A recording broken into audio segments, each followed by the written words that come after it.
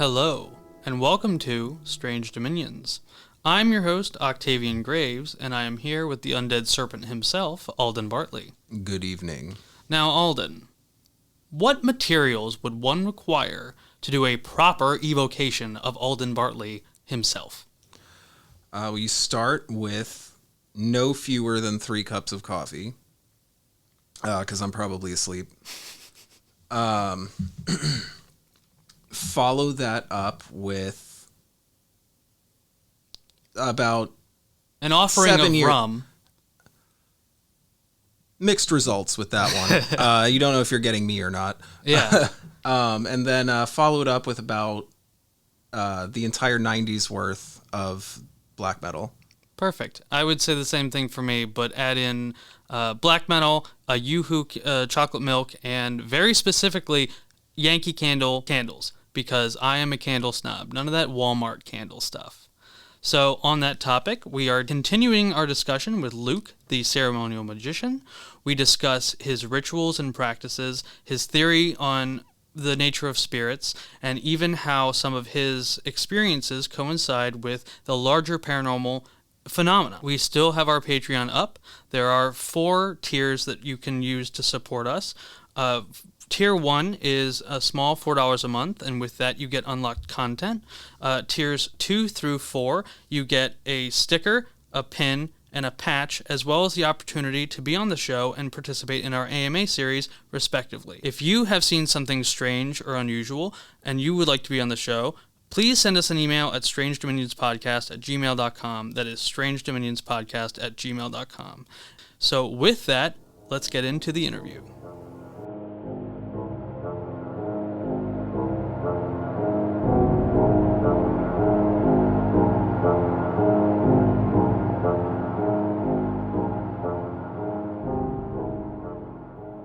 Well, yeah, and this is something that I think we've actually chatted about before, Octavian, and something that a lot of magicians argue on a fairly frequent basis is how important that preparatory mind work is prior to your operation. I think for a lot of people, it's frankly a one-way road straight back to the armchair, because you're talking about, if you have the first chapter of the book, master your mind before you can master another spirit. There are Buddhist monks that have spent their entire life from the age of 6 trying to master their mind and are still not there. So at what point do you actually start the practice? At what point do you actually do the work? And again, this is something we can maybe get into a little bit afterwards. After I finally get to the point when it comes to the nature of spirits, but how significant meditation and spirituality is, and its effect or lack thereof on magical practice. Because it is something that's highly debated in the occult community. But I think just going back to the previous point that we were making, I think the thing that really grinds my gears, and if you'll permit me a little whinge, the thing that really bugs me that I see a lot of is a failure in a ritual. Something didn't work, spirit didn't do what you wanted, it showed up but it didn't talk to you, or it didn't do as it was told, or something bad happened, or you had some backlash as a result of it, or you just got nothing at all. And the answer to that being, well, it wasn't meant to be. Well, if there's a divine plan and things are meant to be and not meant to be, then why bother performing magic? Why bother even getting involved in the occult if there is this divine arbitration as to what is going to happen or not? I don't believe in predetermined fate necessarily in that way, and I certainly don't think that our destinies are written out to the letter. And there's a meant to be and a not meant to be, and your life is going to follow a particular trajectory, whether you like it or not. And I think that the whole idea of approaching magic from a practical standpoint is to say, well, no, I'm actually going to take the reins on this and decide what happens at certain points. And if I approach a problem, then magic is a tool that I have in my arsenal to solve it. So that was slightly tangential, but one of the things that kind of irks me a little. But the point that I was making was that this was kind of a preamble to how I approach rituals. And you asked me about some of the experiences they've had. So maybe if it suits you, gentlemen, I should probably start with the first evocation that I did. Yes, that would be perfect. Wonderful. So, as I mentioned previously, I've managed to land myself an apartment, which is about 30 seconds walk from work, and the place that I was working at the time had a huge cavernous basement, and that was completely pitch black. There were no cameras in the shop. I had a key to the shop. I would imagine I could probably get into quite a lot of trouble were that shop still open. But I was allowed to be in there, and quite often the employees would sit in the basement and have a drink after work once we were done. It was like a small family-owned business, and occasionally if somebody lived far away, they'd stay over at the shop and just go to wake up at work the next morning. And the basement was just perfectly kitted out for a Goetic operation. It had a stone and wooden floor, which you could draw on with chalk. It was pitch black. It was dark. It was underground. It was relatively quiet most of the time, and it was kind of spooky as well. But that's neither here nor there. So the first time that I did it, I prepared everything. I bought the robes. I was able to walk straight from my apartment within 30 seconds. So I was able to do the preparatory bathing and ablutions before going to this place. I'd run across the road with everything packed into a duffel bag, changed into my robes, and set the incense going, and started. And it fell flat on its arse. Nothing happened at all. And I was so incredibly disappointed. I was absolutely crestfallen at the fact that nothing occurred. I thought I'd done everything right. And, I stumbled a little bit at certain parts because I hadn't quite memorized the conjurations yet. And I was, kind of gabbling my way through it. But I thought, well, like I did everything that was supposed to be done, and nothing happened. I'd spent more money than I should have spent on all of these things, and I bought all the books. I've been studying rigorously, and I'd foregone time with my friends, and I'd ended up breaking up with a girlfriend because I wasn't spending any time with her at the time, and all for nothing.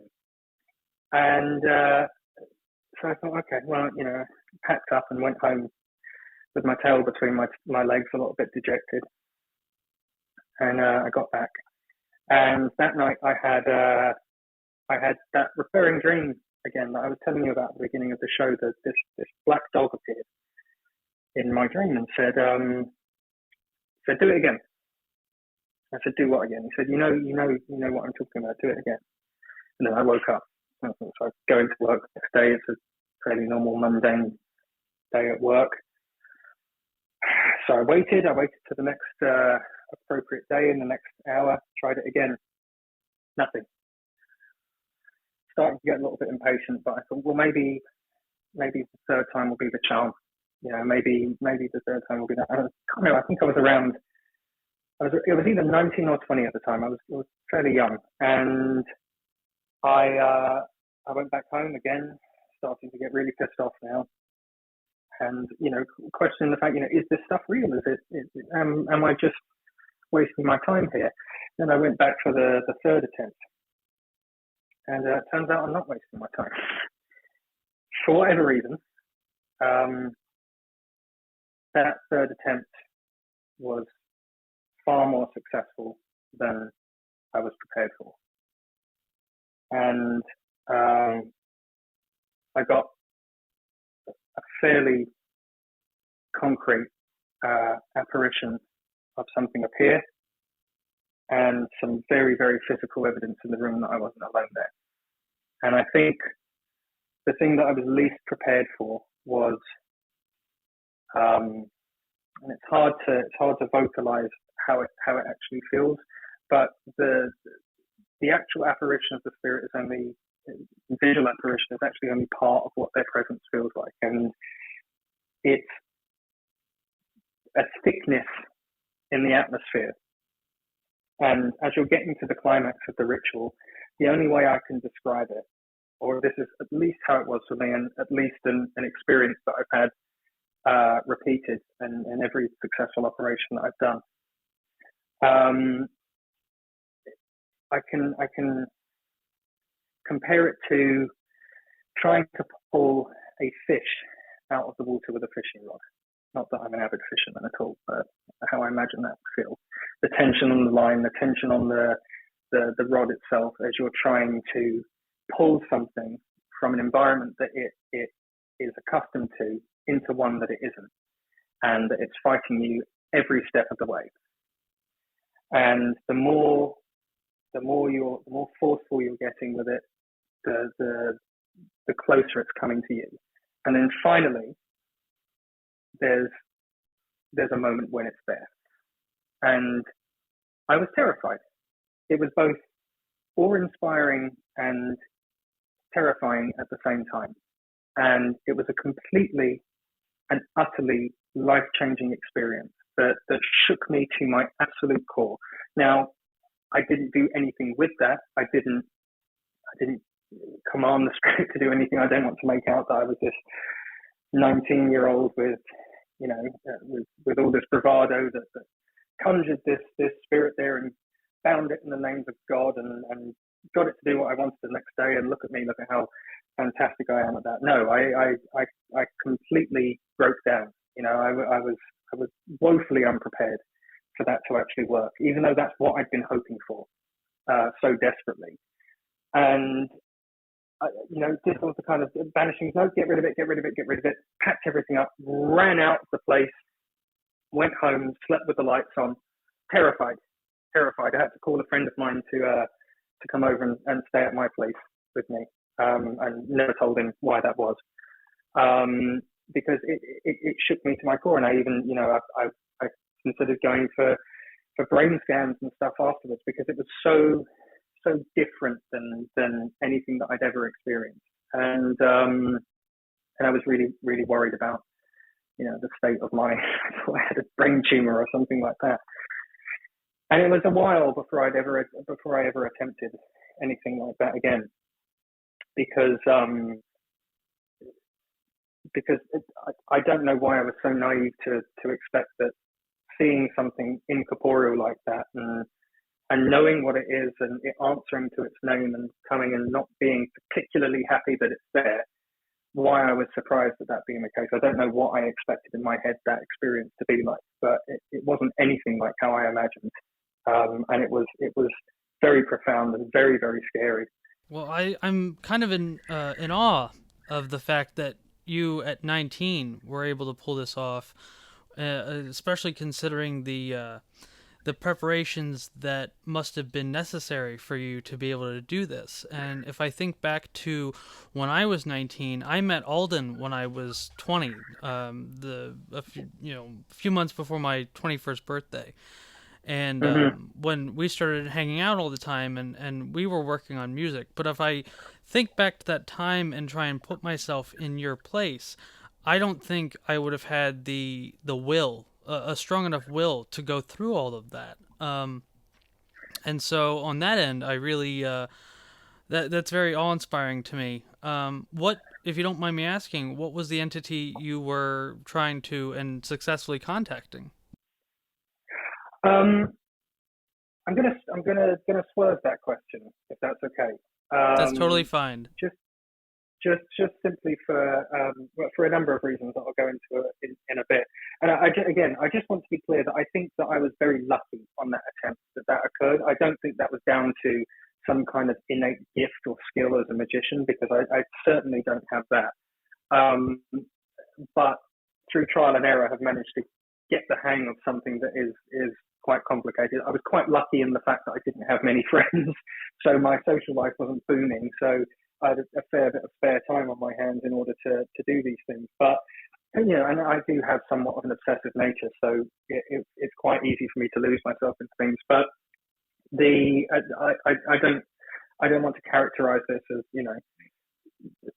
me making out like I'm the second Merlin, because that's definitely far, far, far from the truth. But I was lucky. I was really lucky, I think, that something clicked that time. And I think click is a good way of putting it, because you can feel that traction. You can feel when it catches. And there was something different about that time that I did it. And it was different from the moment that I started reading or reciting, should I say, the conjuration. It was the first conjuration. There was something palpable, almost like whatever it was already kind of aware of what was coming and was sizing me up a little bit. And like I say, I was about 19 or 20 at the time.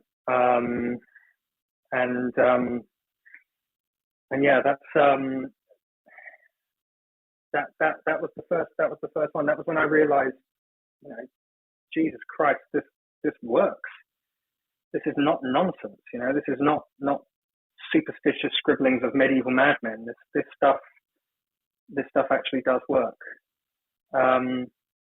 And it's wrong to think that every time that you perform a ritual that you will get any kind of concrete manifestation. They can come in varying degrees of apparition, and sometimes nothing visual at all, really, nothing notable visual. But you'll always get some kind of sign that they're there, or at least you should if it's gone well. But yeah, that was my first experience with practical magic. That was my first time that, other than that silly time when I was at school where I nearly hospitalized a teacher by accident, using a secondhand grimoire or spellbook or whatever it was. But this was where the rubber hit the road for me personally.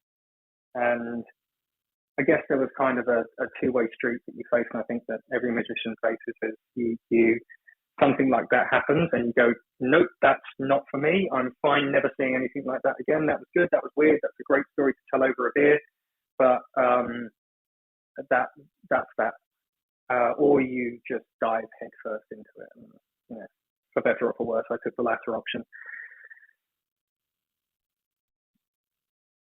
Well, I think that it's very perplexing when you think about how the mind reacts to seeing something like that, and it kind of draws some parallels to things that people see and experience without ever delving into magic or are completely uninvolved in the practice. There are so many times that I have listened to someone's firsthand Bigfoot account of them being in the woods minding their own business, and then here is this 9 foot tall, 5 foot across being that they've been told their entire life doesn't exist.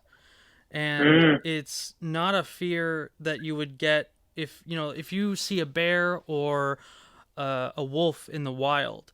Obviously, there is some fear there about like, oh, well, this is a wild animal. I have to, get away from this. But when people see things like Bigfoot, Dogman, certain apparitional entities, it's a fear that kind of goes beyond their own mental perception. It kind of breaks their mind in a way. And so you have people who say like, oh, well, I can never go into the woods again for the fear of this Bigfoot being there.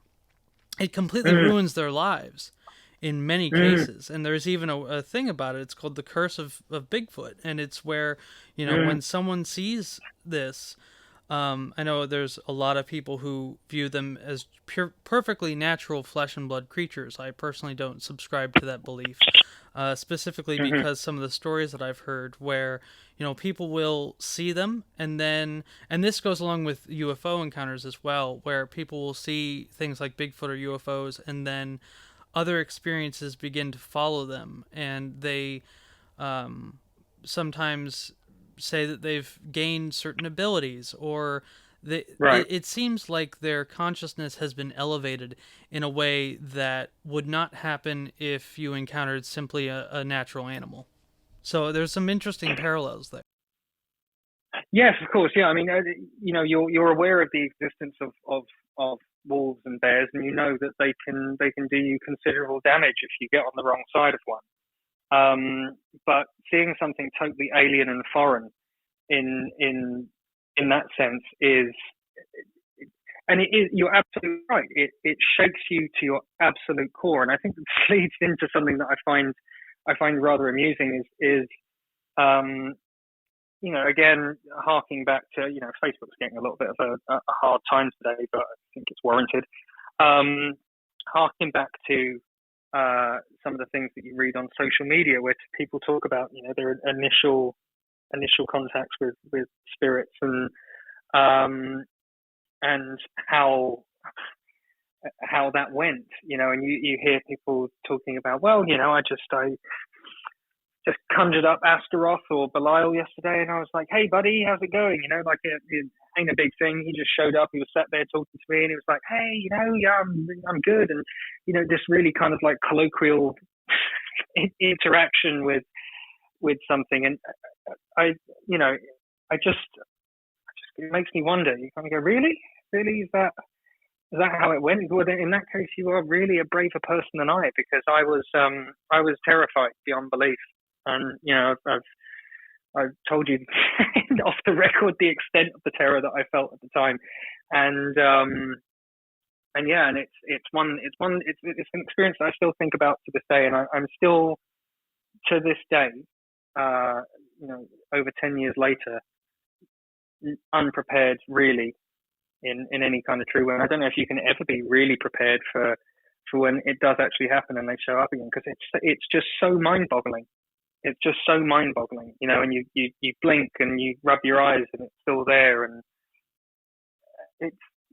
it's shocking. It's shocking in every way, and I've never gotten used to it. And of course, it doesn't happen every single time, and I'm not suggesting that it should necessarily, but it's happened on a very small handful of occasions over the course of 10 or 12 years, and every single time I've been completely blown away by it, and every single time there's been an element of fear there, which I think is natural, because you're past the point of no return there, aren't you? You've knocked on the door and somebody opened it and said, what do you want? And at that point, there's no really going back. Well, I think that some other parallels on a couple points. When people see Bigfoot, one of the great misfortunes is, and I don't personally believe this, but I can understand why someone would feel this way, that they've now been exposed to a reality that they either never knew about or should never have known about, and now they do, and they can't they can't close that box, and they're forever kind of, one of the issues is, okay, so now you've seen one, you've experienced it, and you are now in this new reality that you have no answers for, and nobody else has any answers for, and you are left to navigate this reality completely on your own, and that can drive a man mad. But also the fact that, on Facebook and other social media, whenever someone shares their Bigfoot experience, there's always a comment, well, if I saw him, I'd just shoot him. I would just kill him dead. And I think, did you read the story? Did you understand how big this thing was and how terrified this person is? Or the other one, why didn't you take a picture? Well, there's no time. Your body freezes up. You can't. There's no room for logical action. It's completely. You are no longer the king of that domain. You are now. What's the word I'm looking for? But you are now. You go from being top of the food chain. Oh, there it is. You essentially go from being top of the food chain to a minnow. You're at the bottom looking up and you can't see the top anymore. Yeah, exactly. Yes, So there absolutely. is, it's a very strange experience, and I think that when people experience it accidentally, that there's a whole other set of psychological and physical dilemmas that arise from that. Yes, there certainly is, and you know, it's.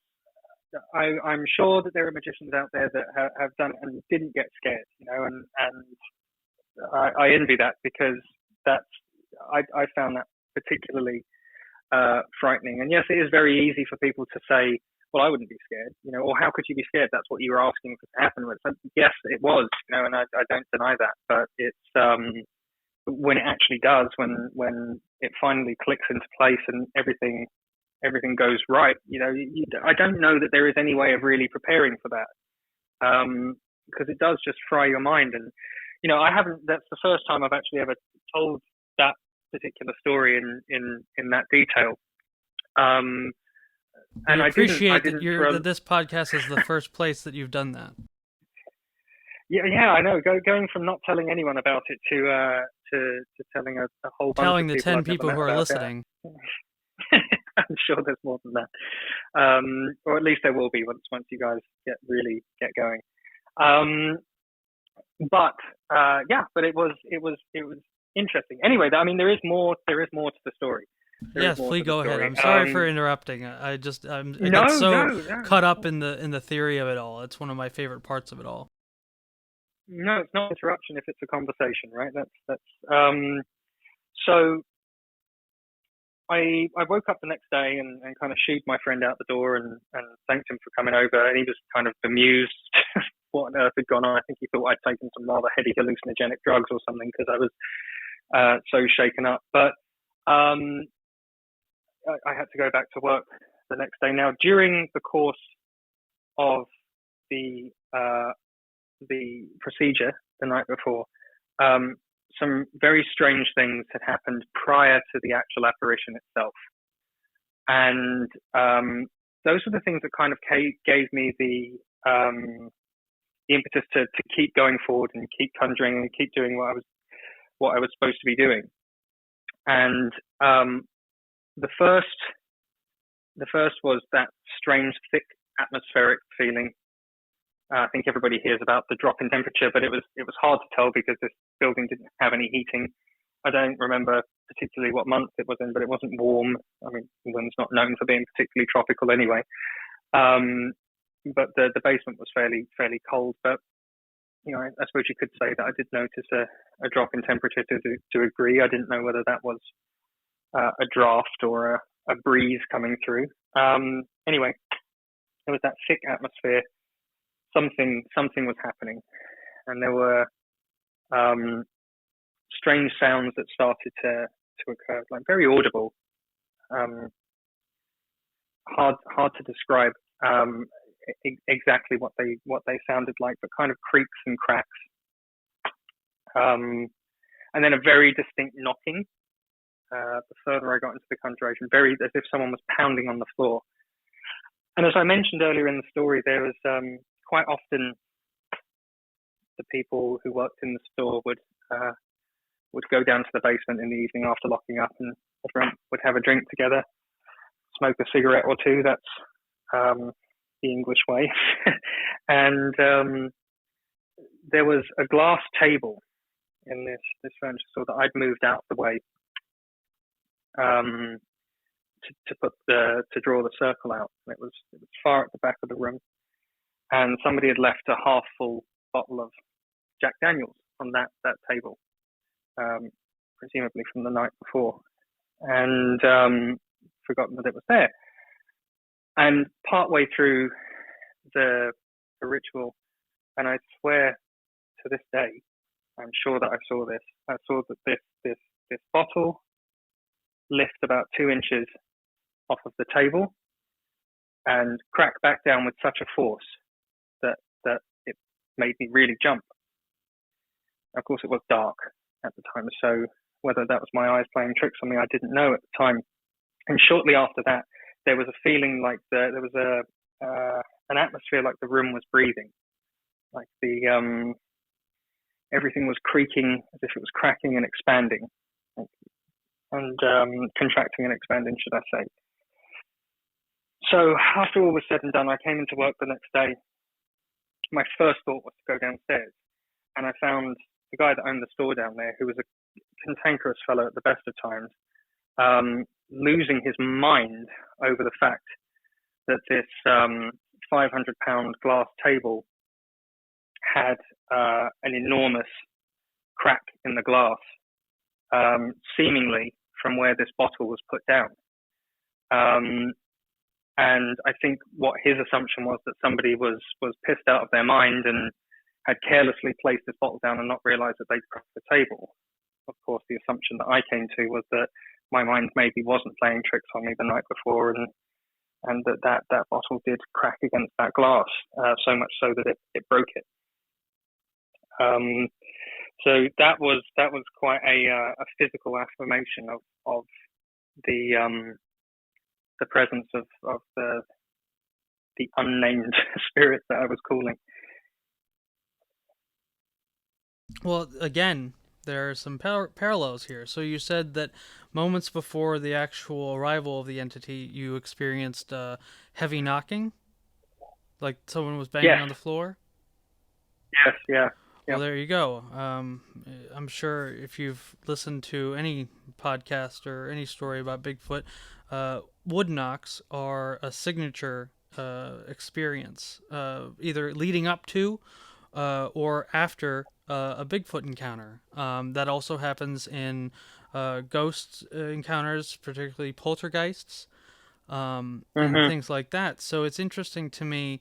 I'm not insinuating in any way that Bigfoot is a Goetic entity, but there is these rather nebulous connections between these kinds of experiences that lead me to believe that they're not the same thing, but they exist in the same realm, and there may be some interchangeable qualities to them, and they may interact in specific ways or not specific ways. So that whole story is fascinating, and the connotations of it are pretty profound when you start digging into it. They were, yeah. Unfortunately, when you only have one experience with any kind of magical operation, you're forced to view it in a bit of a vacuum. And it's strange that how, given enough time after any kind of profound experience like that, the mind is able to convince itself that it was imagining these things. And I for sure did that, either out of self-preservation or just trying to rationalize an experience that I had no way of explaining or understanding. So it was a number of months before I ever attempted anything again. And the next time that happened was this time, out of necessity, because I got myself into hot water while I was studying for my degree, and clearly hadn't learned any lessons previously from when I was at school about leaving my homework to the last minute. I had a rather substantial essay due the next day, and there was absolutely no way that I was going to get this done. And I was really, really crapping myself about what this would do, and what would happen if I didn't get this essay in on time. And everyone I'd know had done it, and they'd spent weeks doing it and doing their bibliographies and stuff. And I'd had my head buried in books and preoccupied with other things, and had procrastinated to quite a degree, which I am the world heavyweight champion at doing. But I was in preparation anyway. I planned to perform another Goetic operation, just not necessarily this one. I wanted to give it a go again and see if I could get results. And this time, a friend had a place that he was not using. He'd gone back home wherever he was from, somewhere in the home county, Hampshire, I think. And he had a place that was empty, and he knew what my interests were. And he was like, "Hey, if you're going to do something, you can go and use my house." Fantastic, that's great, thank you. Because I certainly couldn't do it in student dorms. Wasn't enough room to swing a cat in there. So I took him up on that offer, and got to a point in my essay where I just kind of accepted my fate and said, there is absolutely no way that I'm getting this handed in. It's not going to happen. I've got another 3,000 words to write, and it's already whatever time at night. And frankly, I'm just not going to do it. This may be a good time for me to have another crack at magic and see if I can solve a problem with it this time, as opposed to just crapping myself and questioning the nature of reality for months. Maybe I could be a little more productive. So that's what I did. He'd given me the keys to his place, and so I gathered up my things, and I went to where this house was. And prior to that, I'd been flicking through the Goetic, and I came across a spirit whose ability is to control lightning storms. And I wondered if that was applicable or helpful in any way. I wondered if there was a really big lightning storm that knocked out the power at university and I couldn't hand my essay in, I wonder if that would be helpful. And I kind of decided, yeah, you know what, I'm going to give this a go, because I was a little bit scared about from the last time. I didn't want to kill my professor just because I was being lazy and so I didn't have to hand an essay in. So I got to the place and I performed the ritual exactly as before. And I can tell you the name of this spirit particularly. It was the 34th spirit of the Goetic. Furfa is what his name is. It usually appears in the form of a stag, or some might say a reindeer or a hart. And did the operation, but no visual manifestation.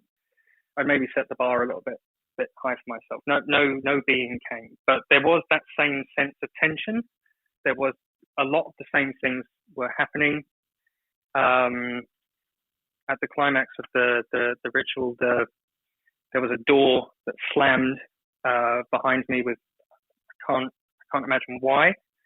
Houses in London are notoriously drafty, but certainly not enough to slam it with that force. So I went about assuming that the spirit was there and gave it pretty detailed instructions as to what I wanted to happen. Finished up, gave them the license to depart, left the house, went back to my dormitory. And all the way home, I'm looking at the sky going, any minute now, clouds are going to come out of nowhere and lightning's going to strike, and this is going to be miraculous. It's going to be like something out of a movie, you know.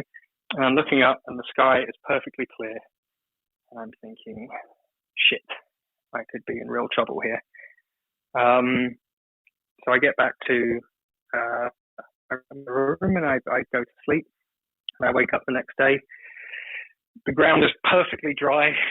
There's been no rain or anything like that during the night. But what did happen was a huge power outage that took out a large majority of the area in which my university was in. And it stopped certain elements of public transport from running, and it knocked out street lights. So there were cops that were guiding traffic, because people are not particularly good at driving in England, and maybe a little bit more impatient than others in London, so it was likely for an accident to happen. But it also took out the entirety of the university. So I've walked out of my dormitory to an absolute rabble of panicking students clutching their laptops and shaking their fists that the internet's not working and how are they going to hand their essay in, and they're all lined up at student services complaining and shouting, and why is the network down? Why are we not able to hand this in? And it caused absolute chaos. And I was kind of stood amongst them with my jaw on the floor going, wow, it worked. It worked again. And this was the first time that I got a spirit to actually do something in the material world for me. And one of the course coordinators came along and told everybody, okay, look, we're going to try and get this issue resolved as quickly as possible. We've spoken to the power company. We're going to, it's the whole area that's affected. There's nothing we can do about it. But, rest assured that you will not be penalized for a late hand-in. We will give you another, 5 days so we can get this issue resolved. And anybody who's faced difficulty is not inconvenient. So you've got 5 days grace in order to get your essay in, and then they gave us a new date to hand it in, and everybody went away kind of satisfied. Other than the people that had stayed up till 4 a.m, hopped up on coffee and Red Bull just to get this in on time. I don't think they were particularly impressed. But yeah, and then I kind of went back to my dormitory and high-fived myself at the fact that, wow, like this has worked. This was incredible. It didn't show up, and yet the result happened, and it happened so dramatically that there was absolutely no way of me thinking that this was a coincidence. And if it was a coincidence, then Jesus Christ, that is quite shocking if that was the case. Either I'm one of the luckiest guys in the world, or that ritual worked. And it was at that point that I really kind of grasped the concept that these things can actually do stuff for you in the material world. Well, Luke, if you don't mind, I have the Goetia here with me, and for the audience, I think it'd be good to read out his attributes, Further's attributes, so you can kind of understand in context what you experienced. Please do, yeah, go ahead. The 34th spirit is called Further. He is a great and mighty earl, appearing in a form of a hart with a fiery tail. He never speaketh the truth, except to be compelled or brought up within a triangle. Being compelled therein, he will take upon himself ye form of an angel, being bidden. He speaketh with a hoarse voice, and will willingly make love between man and wife. He can raise thunder, lightnings, blasts, and great tempestuous storms. He giveth true answers, both of secret and divine things, if commanded, and ruleth over 26 legions and spirits. His seal is this which is to be made worn as a layman. So, there you go. Yeah, that pretty much confirms your experience. Yeah, it was. But the thing that I found interesting about it, and this is not something that because I was reading the grimoire in a very literal way, and I think we're getting a little more into how these spirits behave now. The crux of the conversation. The crux of the conversation, and my God, have I talked your ear off? I do apologize. It has been such a wealth of information, and we feel truly fortunate that we've had you on thus far to talk about all these things, from the theoretical to the actual practical. But yeah, so the nature of them is of great interest to both of us. Well, you're too kind. Thank you very much for your kind words. That's greatly appreciated. I'm very grateful for the opportunity to talk to you guys, because I can tell you I bore everybody in my inner circle with this stuff on a regular basis. Well, you're in the right crowd, because this is quite riveting.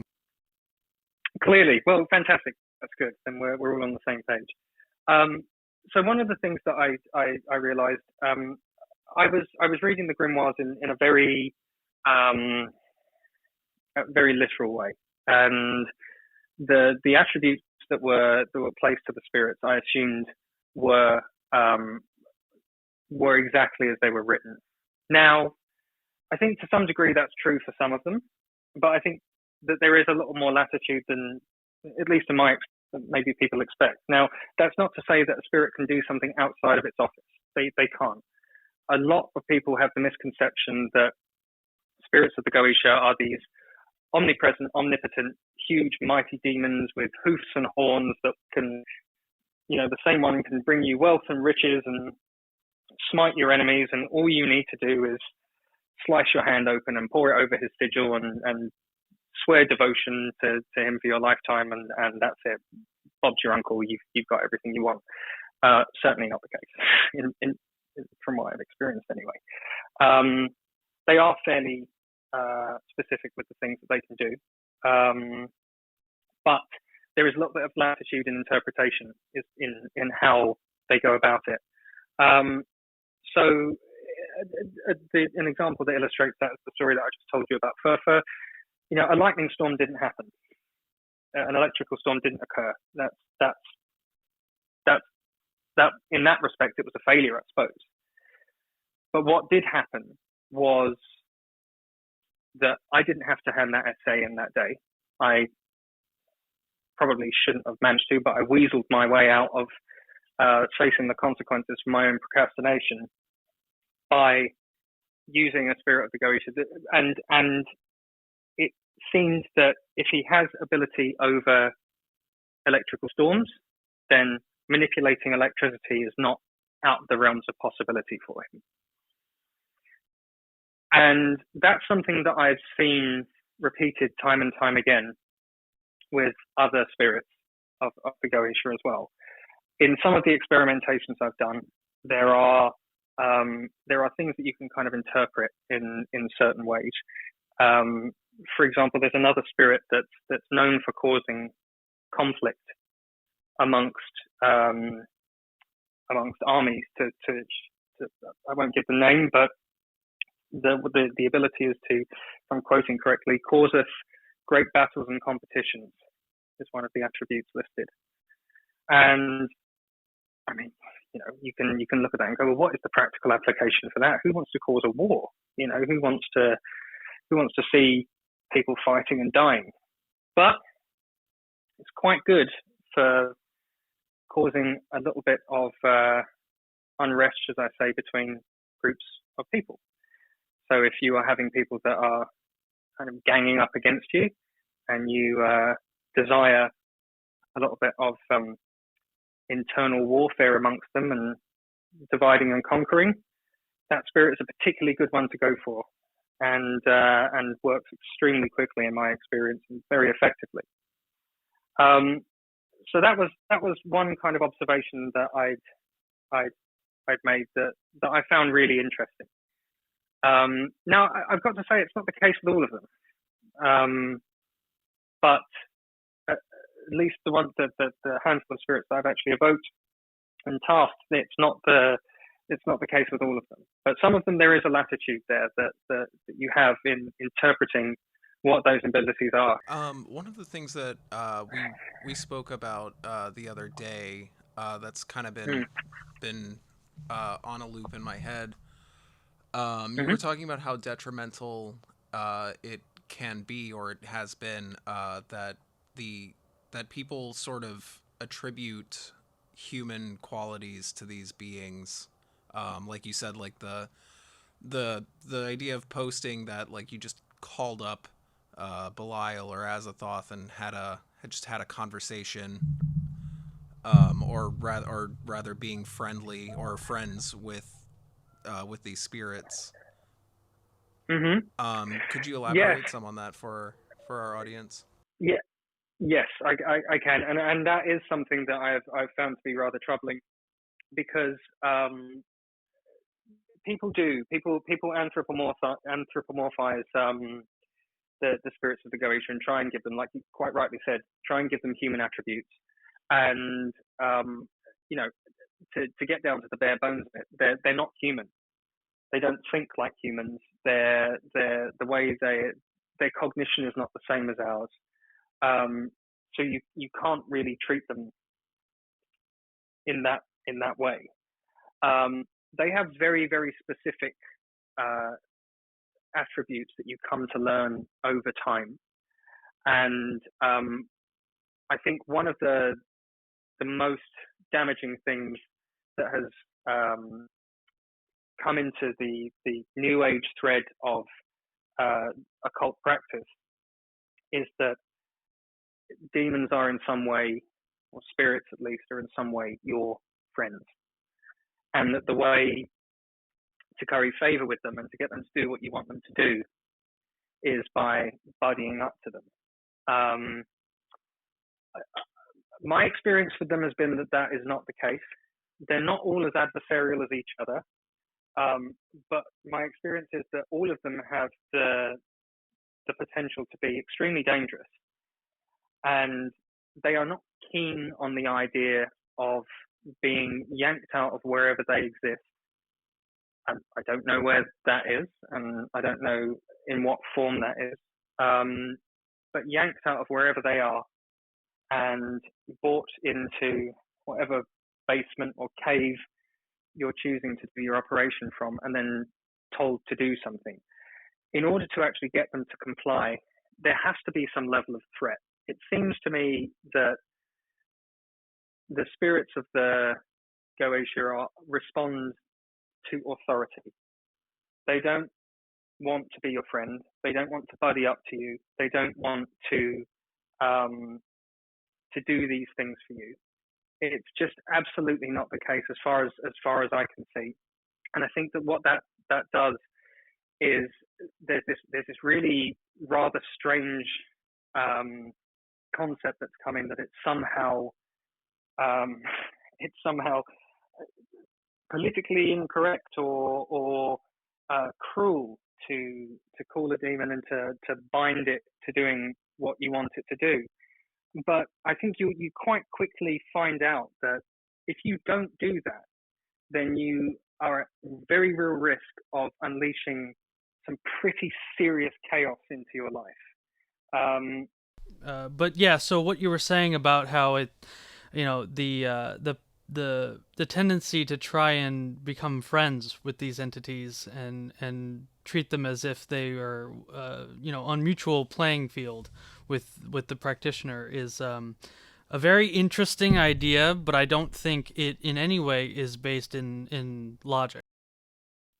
No, it's not. It's not at all, and it's kind of antithetical to the nature of these beings to suggest that they want to be your genies and go out and get everything that you want and make your life wonderful. It's certainly not the case that I've experienced, and there has to be a level of authority on the part of the magician, and you only have to look at the way that the conjurations and the Goetia are structured, that they are fairly forceful. That it's not pleading for the spirit to come and hoping that it will just because you're being really nice to it, that it's commanding it, and you constrain it with names that it's obedient to in a way that it understands, and it follows those rules. And like I was saying, there's this rather strange thread in the occult community that people are saying, well, no, if you just ask nicely, they do what you want. I mean, I've not seen that to be the case. I could be wrong. Maybe they just don't like me very much, so I have to be a little more aggressive. And that's not to say that you approach them with disrespect at all. But the analogy that I quite often use is when you're starting a new job, you're offered the job by your employer, and you show up to your first day, and usually the first thing that they'll do is put a contract in front of you, and within that contract are the terms that you are expected to meet in order to keep your employment. You're expected to show up on time, you're expected to do XYZ during the day, and in exchange for that we will remunerate you financially, and everybody's happy and fantastic, and you sign that. You are being go on. Part of the agreement for Alden being on the show is that he wear a tutu during the recording process, and I know he doesn't like it, but he does it just purely out of respect for the contract and for myself. So I really appreciate him helping me out with that. Because you've bound him correctly, clearly. Exactly. Well, he is very receptive to the names of God. You and I have something in common, because I've been doing this whole interview in a tutu as well. So solidarity. Well, one of us needs to brother. change. Yeah, quite. We should have taken selfies before to make sure we weren't wearing the same thing.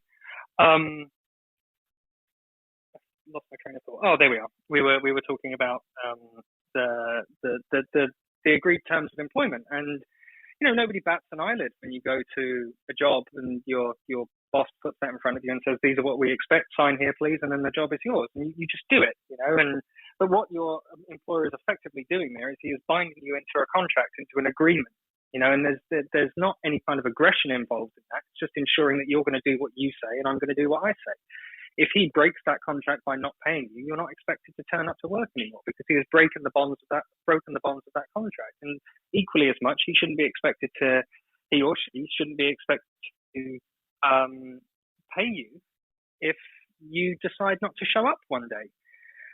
There is another side to that where, at least in my experience, the boss that treats all of his employees such as friends and is buddy-buddy with all their employees the minute they walk in the door for an interview, they tend to get walked on and taken advantage of by the employees. And so in that respect, it feels very much like the entities of the grimoires and the Goetias have similar, not the same, but somewhat paralleled tendencies to people. Well, absolutely. In that respect, there is a parallel. In that respect, that's one thing that seems to be that corresponds between spirits and humans, because if you are a pushover as a magician, they will take every inch that you give them and run a mile with it, and they can get out of hand very easily, and they can be very ornery on occasion if they're not dealt with correctly. And you should approach every operation in that respect that you are expected to maintain control of it from start to finish with a level of authority. One of the things that I've I'm sorry to interrupt, but one of the I listened to an interview with Dr. Stephen Skinner, and he mentioned that at least in certain time periods that the practitioner is able to wear a crown or some sort of symbol of royalty, and that the entities can't discern whether or not you are or not some figure of authority or of royalty, and if they don't know that you're not Solomon, the great Rabbi Solomon who started all this. Right. I'm just curious, in your experience, have you ever experimented with that, or how do you ever show your authority over the entities visually? Well, I think that yes, is the short answer to that, and I think that that is part of the reason why things are prescribed within the grimoire to actually wear certain things when you're in the circle, is because there is, from what it seems, and I think Dr. Skinner has absolutely hit the nail on the head as he usually does, because he's a man with huge amounts of experience in this field, that there is a level of subterfuge with the spirits, and it just goes to show you that they're the way that they process information, their cognition is not the same as ours, and it seems that they're not very good at being able to discern between truth and a lie, or subterfuge and reality in that respect. And as to whether or not they believe that you're Solomon, I mean that's possible. But yes, when I perform operations, I wear the robes. I wear the ritual crown. I use the sword. I use all of the prescribed tools, all of which are consecrated. And interestingly enough, I had this discussion with my partner not that long ago, where I said to her, I'm going to be MIA for a little while because I've got some working that I'd like to do. And she said, okay, well, break a leg. And I said, look, sweetheart, it's not the theatre. You don't need to say break a leg. You can say good luck. And she was like, well, I mean, there's a certain level of theatrics with it. And I kind of walked away from it going, well, she's actually made a really, for someone who doesn't practice magic, made a really, really astute observation there, because there is a level of theatrics to it for the benefit of the spirit, not for the benefit of the magician, to ensure that when they show up, they can detect signs very quickly that, okay, this person knows what they're doing. We've seen this before and we know we have to obey. So maybe it's some semblance of Pavlovian conditioning as far as the spirits go, that they're so used to obeying anybody that is dressed like this. It's like when we see a police officer, their uniform carries some weight to it. It's more than just seeing another human being, and you don't disregard what they're wearing because their uniform says to you, well, I'm in this position. These are my powers, And likewise, when you see a doctor in a white lab coat, you see them and you immediately know, well, this is a doctor. And I think the spirits are the same. They arrive in whatever place you've conjured them into, and they see these certain elements that you've adopted in order to perform the ritual, and they know, okay, this is a magician. I listen to this person, and I do as I'm told. That's not to say that they're going to do it willingly, but you've got much more chance of that than trying to perform it in your boxer shorts and a dressing gown. The only item that I haven't managed to get my hands on is a lion skin belt, because they are not easy to come by if you want to ethically source one. But I have found that buckskin or wolf skin, or on one occasion leopard skin, is just as useful. And if you're in a pinch, I think you probably can do it with leather as well. I think Steve Savedow in his book suggests leather is fine as long as it's good quality and inscribed with the right names on there. But yeah, in answer to your question, I think Dr. Skinner, as always, has hit the nail on the head. It's such an interesting theory, and the fact that it does work, it lends credence to the nature of these spirits and what they are able to perceive and not perceive. One question, and this is coming from my own curiosity, is I don't personally have an area in my home that I have private. I know that Frater Ashen Chassan, he has rooms in his home that are entirely dedicated to magical workings. But for those of us who don't have a room specifically for that, or any room that we have privacy in, what are the limits in which the locations of these workings can be done in? Well, that's a good question, because I've certainly found that my results vary depending on where I'm doing the operation. I have, against my better judgment, attempted one in my apartment. I live on quite a high floor in a high-rise building in the middle of the city. Couldn't get it to catch, didn't work. Whether that's because of, it could have been a number of things. It's a spirit that I hadn't called before, so maybe that played into it. But Dr. Skinner, who we're citing a fair bit, has mentioned that performing operations in population dense areas isn't such a great idea. So perhaps there's some credence to that. I have, in Cornelius Agrippa's books of occult philosophy, he does state somewhere in there that the magician should be in solitude, and that's kind of prescribed as a prerequisite for a successful magical operation. And I think that bears out to be true in my experience. The most successful ones that I've had have been in places that are generally away from prying eyes and prying ears and noise and smells and things that could be potentially offensive to whatever it is that you're conjuring. I've used an abandoned theatre at one point, and that was pretty good. I've used an abandoned mine shaft in the middle of the mountains. Again, very effective. Basements. I've done it outside in the woodland areas, weather allowing, obviously. The only issue that I find with that is you can never be sure that the sounds or signs that you're hearing are as a result of critters and creatures around you and just the natural sounds of the forest and the outdoors, or whether they are actually signs of spirits arriving. I attempted it on a boat twice and couldn't seem to get that to work either. So maybe there's something to do with water or being on firm ground that is more conducive to the spirit's arrival. But that's interesting because from what I understand about many paranormal experiences, running water specifically and flowing water tends to be a heavy component of intense paranormal activity.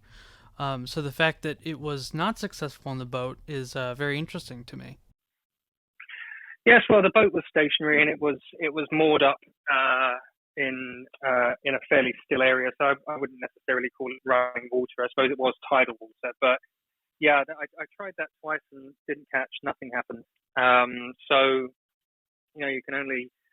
I can either assume that I was doing something wrong, which is quite possible, or they just don't like that kind of environment to arrive in. I found that secluded environments are mutually beneficial for both the magician and the spirit to arrive in.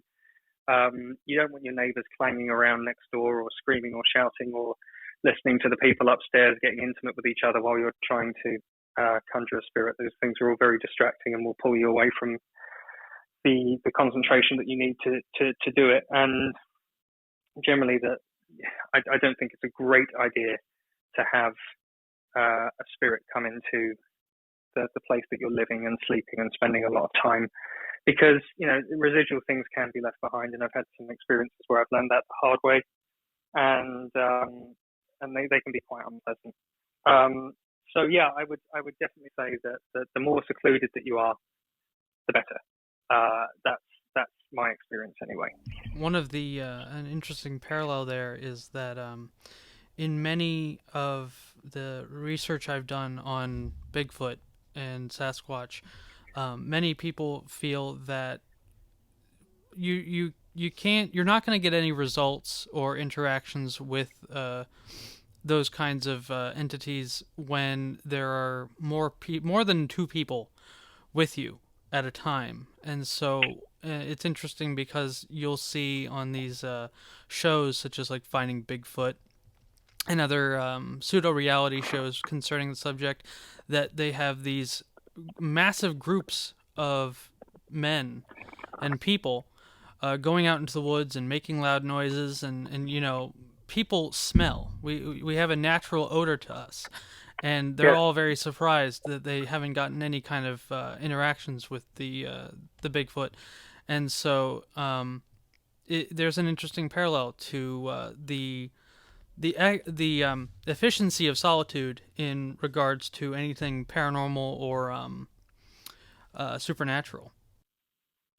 Well, you mentioned smell there as well, and there's been a number of very well documented and well experienced magicians that have suggested that smell plays into it, or at least something atmospheric that they're sensitive to. Because I found that weather conditions can affect the success of an operation as well. I've never been able to get one going when it's been snowing. I've never been able to get one going when it's raining very heavily as well, which is funny because you'd expect. You'd think the purity, the rain kind of purifying the area might be conducive to a magical operation. Well, also yes, and also there is that archaic, that archetypal image of the magician in his tower with a storm blaring outside, summoning the denizens of hell to come and do his bidding.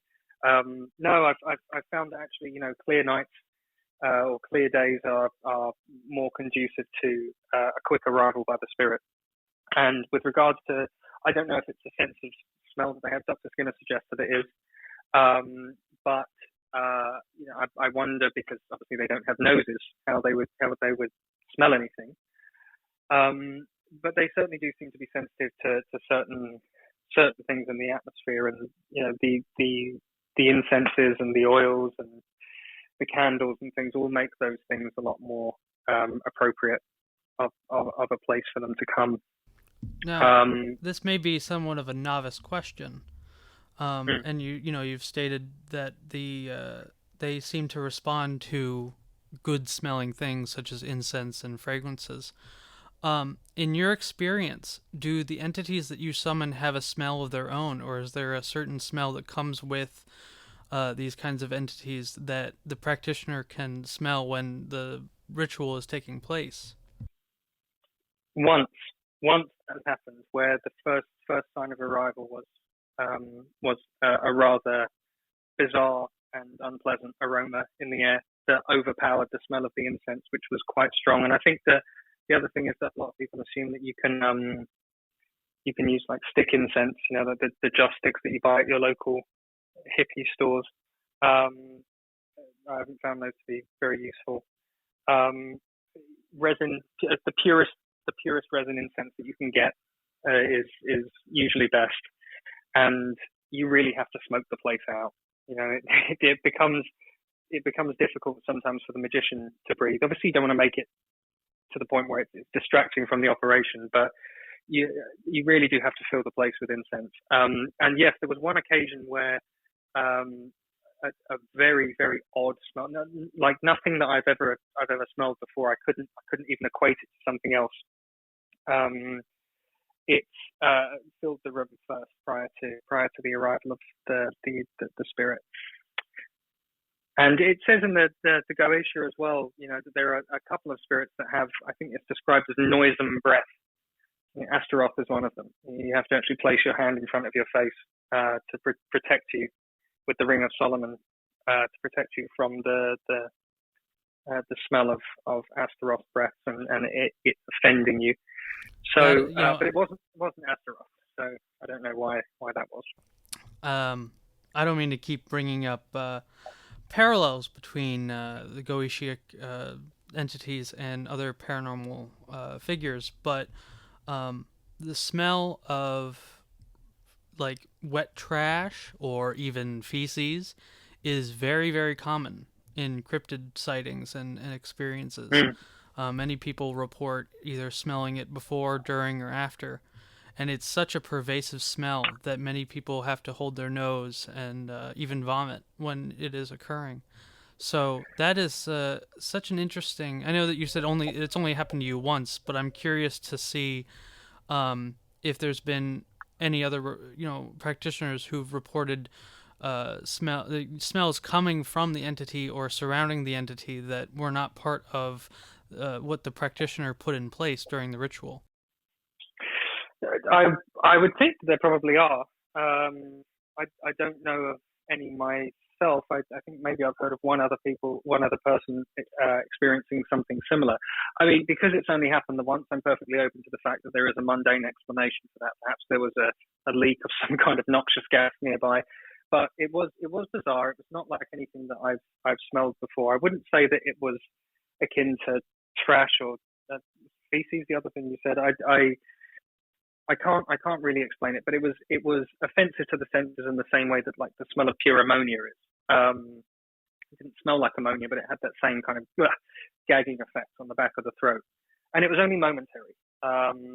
But it was very profound, and it was an operation that I was doing with a couple of other people, and it was noticeable enough that that we all smelled it and discussed it afterwards. And like, hey, did you guys smell that? Because we didn't want to interrupt what we were doing to chat about it midway through the ritual, so we discussed it afterwards. Yeah. It's an odd one. I mean, the parallels with the cryptid thing. Perhaps there is something there. I don't know. I'm no expert on the paranormal at large at all. Well, that's one of the motivations to start this podcast, was because there does seem to be a peculiar connection between cryptid encounters, ghost encounters, UFO encounters, and magical encounters. And that is something that I'm very keen to explore.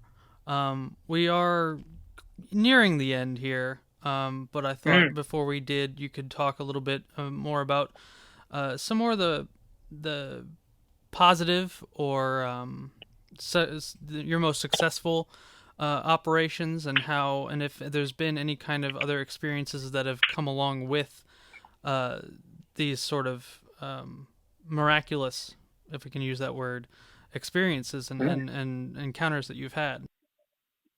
Yeah, absolutely. And I think that this is a point where it's worth saying that a lot of people have come to become conditioned to not expect miraculous results from the rituals that they're doing, and I think that's a shame, because whilst magic doesn't necessarily make the impossible possible, you're not going to summon Belial and become president of the United States in a day. That's not going to happen. But it makes the highly unlikely likely, and sometimes that can manifest in really bizarre and fantastical ways. And yeah, I'd love to share a couple more, and perhaps it would be good to kind of balance out the equilibrium a little bit and share something outside of the demonic and talk about the angelic a little bit. Yes, I would love that. Mind. Go right ahead. Yeah, prior to doing so, I think it's worth mentioning, just quickly going back to the point about some of the characteristics of spirits and the desperate need for specificity when you're conjuring and petitioning them. Being specific, and I think this is where this myth of and Alden, I think it was you that brought this up last time we spoke. Actually, this myth of spirits being evil or trickster, or genies that would like teach you a lesson by granting you the wish, but it would be in a weird way that was completely literal to what you said, and would actually teach you a lesson and kind of mess your life up a little bit. I think this is where this kind of legend has come from, is that if you are not specific enough with the spirit, they take you on the letter of the law. They will perform. They're not very good at discerning metaphors, and you have to be really specific about what you want to happen. You kind of have to try and foresee every eventuality in which things could go wrong, or that things could be misconstrued. So you have to be very, very clear with your language. The other thing is that I think a lot of people notice operations fail when they're not specific about if they're directing the spirit to coerce a certain person or influence a certain person in some way. You really have to narrow that down to them. If you say go and do X, Y, Z to John Smith, how many John Smiths are there in the world? And quite often it just won't happen. But I had an experience of that not so long ago, where somebody asked me to perform a ritual on someone. I won't go into the details as to what it was, but I could do it. And I did, and I've had massive success with this spirit before. It's actually one of the few that I've never had negative results from this particular entity. So, that's something, I suppose. And did everything? I thought everything went perfectly well, and nothing happened. And I remember saying to the person, I was like, they came to me and said, well, it didn't work. It didn't happen. I know it didn't happen because of this. I said, well, that's really strange. And I said, well, it's hit and miss. These things don't always take, and I don't know the reason that didn't work, but I'm sorry that it didn't. And kind of left it at that. But it really bothered me. It really bothered me as to why it was. And so I called the spirit up again and was questioning. I didn't get a physical manifestation, but sometimes you can, you get a very clear voice that speaks, and I didn't get anything, no answer, no nothing. But I asked these, I was trying to interrogate what was there, like why did you not do the job that I'd asked you to do? I thought we had a deal. Why is this not the case? And nothing. So I thought, well, oh dear, this could be a problem. I don't know why this isn't taking anymore. But I went to bed that night and had a very, very, very vivid dream of someone who looked familiar, but someone I don't think I've ever seen before, a female, telling me the name was wrong. I said, what do you mean? She said, well, the name I was given was wrong, and that's why it didn't work. And then I woke up and subsequently found out the name that this person, for whatever reason, they didn't want to give me this person's real name. but subsequently found out that the name they gave me was wrong through my own research. And I wish I could remember it, because actually in the dream the spirit did give me the real name, but I can't for the life of me remember what it is. It's one of those things where it's like on the tip of my tongue, and I can't remember what it is. Perhaps one day it will come back to me. But yeah, they didn't usually really. Ideally, what you want is their name, date of birth, and their mother's name, and you direct it to them, saying this person who is the son or daughter of, or born of, who was born on this day, and then there's no ambiguity with them. Anyway, that was just a side note.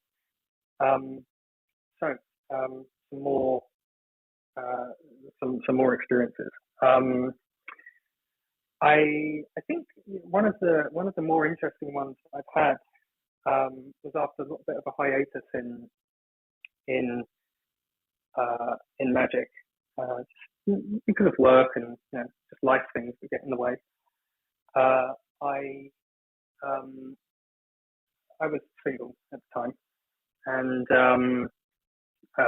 was working quite a lot, and was rather sick of being single, and had been for quite some time, and I hadn't really met anyone that I was interested in, and came home one evening and decided, well, okay, maybe I can change this. Maybe I can find somebody, because I don't want to be messing around and just going from date to date and nothing really taken off. It was quite lonely. I was working nights at the time, so I didn't really have much of a social life. And so I came home and I performed an angelic operation. It was on a Friday, and it was to the Archangel Anael and the planetary intelligence of Venus, which is the planet that I think most people know rules over love and romance and sex and beauty and all of these things. And at the peak of the operation, I gave a very specific list of all of the attributes that I wanted this partner to have. And I was saying, I want to meet the person that I'm going to be with. I want to meet my soulmate. I want to meet somebody that's not just a passing fling or anything like that. And one of the interesting things that I did, and I kind of put this in as partially as like a test, but partially because for some reason I don't particularly get on with English girls. Being English, I know that's rather strange. But that was one of the stipulations for the spirit, that she can't be from here. And at that point, it was using a scrying medium in order to contact, which is quite common for angelic operations. At that point, I looked into the scrying medium, and I saw very, very clearly face of a very beautiful woman, blonde hair, but there was something very strange about her eyes. And it flickered there only for a moment, but it was there if I blinked, it was there if I rubbed my eyes, it remained there looking directly at me, and then it just disappeared. I thought, well, that was scary. So I went to bed, and then the next day I walked into my job. As I say, I was working nights. And one of my colleagues said to me, you've been really miserable lately. I said, is that right? And he said, yeah, you have. He said, I think you need to find yourself a girlfriend. I said, well, my dear chap, that is easier said than done. And he said, well, not anymore. And he got out his phone and he showed me that he'd set up a profile on a dating website for me. Now, I've never at any point used dating websites, and he knew that, and I thought it was a wind-up for a moment. But he'd done it all properly, and quite a nice picture, and written a bio out. It's like, go and find yourself a girlfriend, and cheer up, you miserable git. So I thought, okay, well, that's good. 3 days later, I get a message show up, and I open it, and I get chatting with this person, and just open up and immediately go, good God, like, this is one of the most beautiful women I've ever seen in my life. And we start talking, and we hit it off instantly. And the more I think about it, the more I think, well, she's the exact image of what I've described, who's the person I wanted to meet. And she wasn't from England. For some reason, we'd been matched, even though she was in North America. And we began conversations, and we spoke, and it was the first time we spoke on the phone. We spoke for about just like 8 hours or something insane like that. And it's like we'd known each other our entire lives. And then very shortly after, I had some business on this side of the pond, and I came over to visit her, and boom, that was it. And then, we've been together ever since. That was 6 years ago. And the circumstances in which that occurred in were fairly out of the ordinary, because it was within 3 days of the ritual taking place, and it was somebody that was exactly the person I was looking to meet. And we've like I say, we've been together for 6 years now, and I've moved across the world to be with her. So that was very successful in that respect. So yeah, anyone that says that magic can't get you a girlfriend is lying.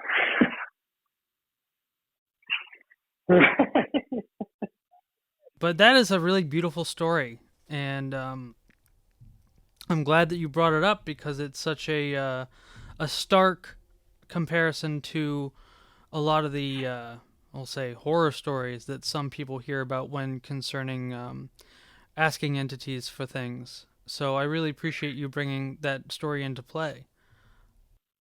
Well, yeah, and I think that the thing is as well is that there was no coercion involved. I hadn't met somebody and then said, I want to force this person to fall in love with me, or force this person to lust after me. The request that I put forward was, bring me somebody that is perfectly suited to me, and that I am perfectly suited to them. And that's what I want to find. Like, I really want to find somebody that I can really truly love, and that sounds really soppy. But even spooky fellas like myself, want to find that kind of thing as well, and did in such a miraculous way. And the way in which everything panned out for us, including my immigration process to come from England to North America, was so synchronistic and so strange. A process that should usually take a year took me like a month. And within that time, I'd literally quit my job, packed up, and moved here, and the rest is history. It's insane when you kind of like, I kind of think intuitively knew that when I opened up my phone to see that message, and it was by such a weird quirk that I was working nights, and the time difference didn't really wasn't really an issue for the two of us, and I opened up that message and kind of intuitively knew, well, there she is. That's the person. And that's the person that I've been waiting for. And it was rapid. it was rapid, and it was also using a talisman as well in that operation to it's the fourth pentacle of Venus, which is known to, I'm probably quoting this wrong, but known to summon to you whomsoever you wish. I think summon any person whomsoever you wish to come to you. But what I didn't know is that could also be used for people that you haven't necessarily met yet. To summon the perfect person towards you. So that's an interesting little discovery there that has a very happy ending to it. Yeah, it does, and it really is a very perfect way to end this off. Luke, I can't thank you enough for coming on and sharing all of your insight and all of your experiences and stories. I think it's going to be a wealth of information for people who are both starting out in magic, already somewhat advanced in magic, and people who don't practice magic at all. I think that the things we talked about tonight are very multidimensional in that way. So again, I want to thank you, and we are absolutely going to have you back on for further discussions. There were so many questions I didn't even get to ask you, and so many topics that are still left for us to explore in this strange dominion. So thank you again.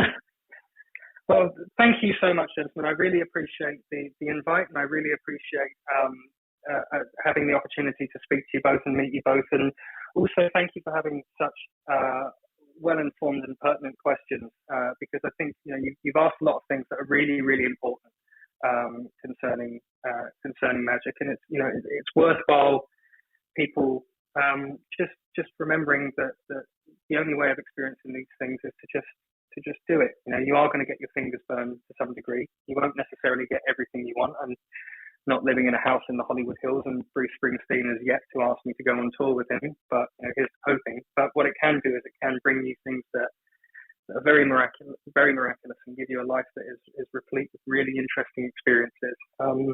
So I'm glad it's been of some utility to you both, and I really, really do look forward to speaking to you both again. Thank you very, very much. And you will very soon. Thank you so much, Luke, and you have a great night. You too. Take care, gentlemen. Bye-bye now. Bye. Bye-bye.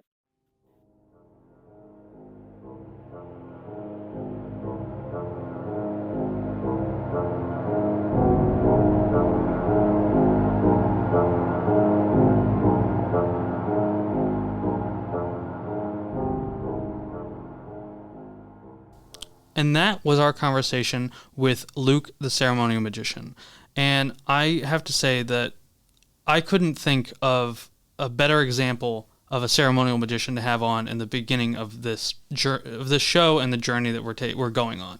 I couldn't agree more. Luke is a wealth of information, as well as the gold standard for magical analogy. Absolutely. His analogies are on point every time. And as much as we joke about it, it does help. It does help put things in a clearer frame of reference for someone who is an initiate. Exactly. And I think that the people, and I think I've said this before, that the people who are into magic and not into magic that are both listeners of the show are going to have a lot to gain from the information that he is imparting on to us.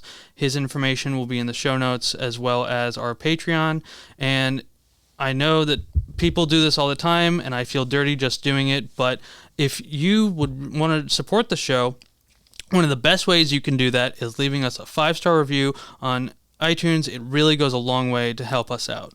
We'll be having Luke back on for roundtables as well as future discussions on in-depth topics in magic.